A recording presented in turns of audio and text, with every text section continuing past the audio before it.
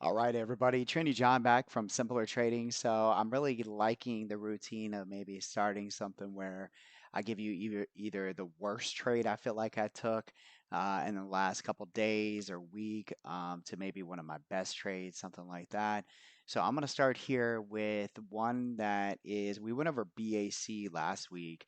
So I do want to touch up on that. So we'll look at three different things today. Let's look at BAC, and I'm going to kind of remind you of what I said. I bought a trade originally 80 plus days out. And one thing that when we are sitting up here being mentors, coaches, trading coaches, is that what I say is what I want to do. I don't want to come in and say, hey guys, I'm going to accumulate in here. And if we get a close under here, I'm going to, get out of the trade and then I don't get out. Right. And I came in last week with a really like sour feeling in my stomach. I felt like I did something wrong because when looking at the chart, I was like, why did I get out of this? I had 70, maybe 77 days left. I understand that it broke below the 39.69, and that was the whole thing. It was like, hey, I'm getting out of the trade if it closes below 39.69.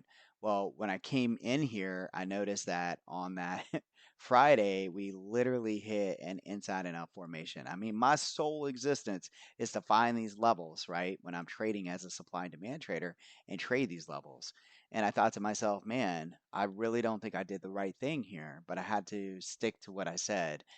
So I took a pretty small loss, but at the same time, when we're dealing with time, days till expiration, and we have that much time, it's easy to get worked up and think, oh man, this is not going to work.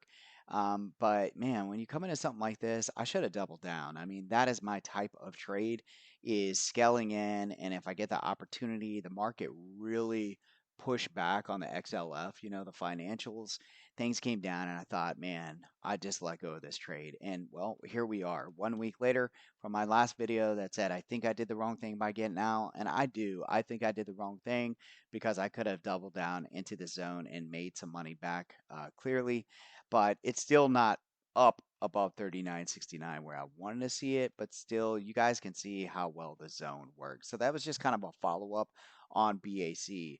The next name that I want to look at is GNRC. And even though this thing is not expired yet, this has been just a terrible trade from a premium decay type of trade.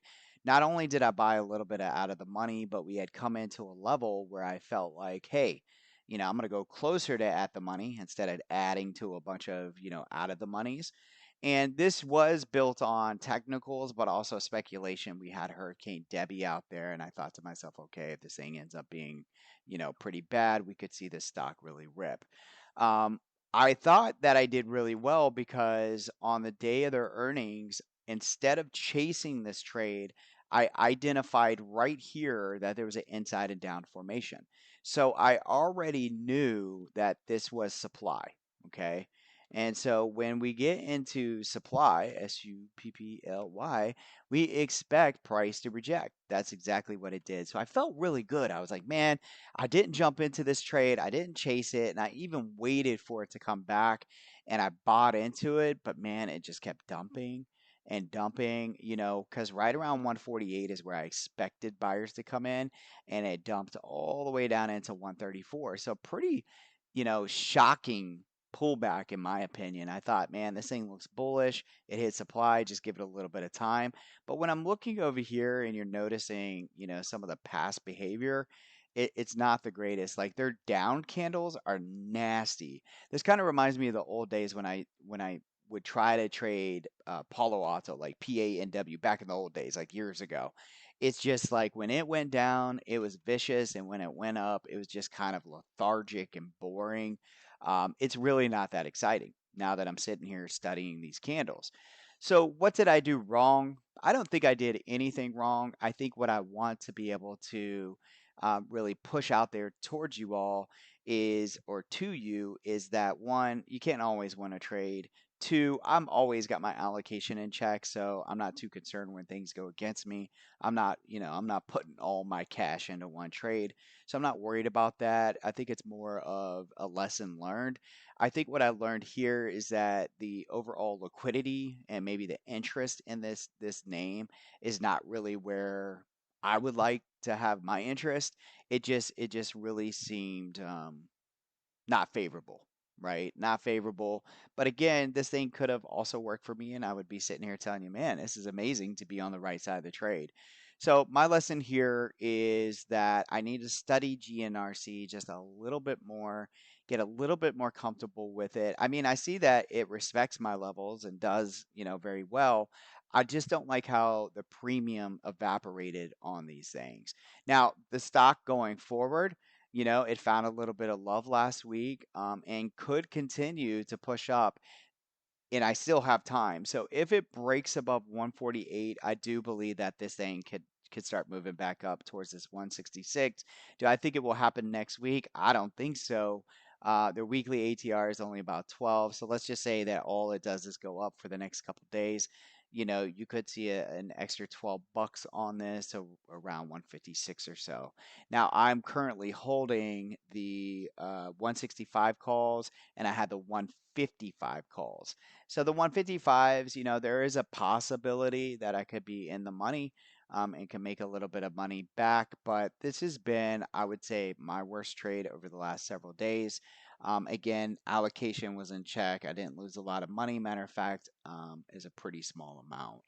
The next trade that I think that I did my best on this past week was Palantir. And, I actually put my money where my mouth is. I had a lot more money into this trade than most trades. I think that I had originally put almost 20 grand into this trade, and it worked really well. Not only did I buy shares, but I also bought some calls in Ashley's account and did over 200% in those.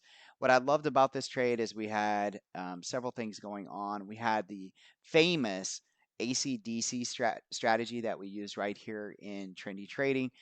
Soon as price broke over the decel um, arrows here, I wanted to be long into this purple level. And that's what that was. And we hit all the targets we wanted. Now, I'm going to tell you right away that I believe that this stock can do double this and possibly even into 100 next year. Those are just, again, that's a speculation. It's my thoughts looking at bigger charts and so forth. So this was based on a smaller time frame. It was one of my bigger trades last week. It worked really well. You can see we hit all of our targets here, and it continued to move up. What can we expect going forward? I did hold some of my shares. Again, just kind of trimmed out. This is 1 to 4 months. I said that we could push up here into 35. This is a daily chart. We hit the 200 SMA, or simple moving average. We didn't look back. We flushed it. We reclaimed. Boom. Things went great for us to the upside. And again, red to green. So the momentum's changed. And when I look over to the left, this looks pretty good. But don't think this is all-time highs or anything. I see some traders out there almost talking like they forgot that there was a high.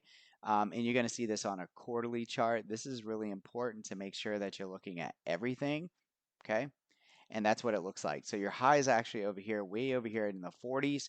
My 1 to 4 month target's 35, and then 40, and then maybe an attempt up here at the high.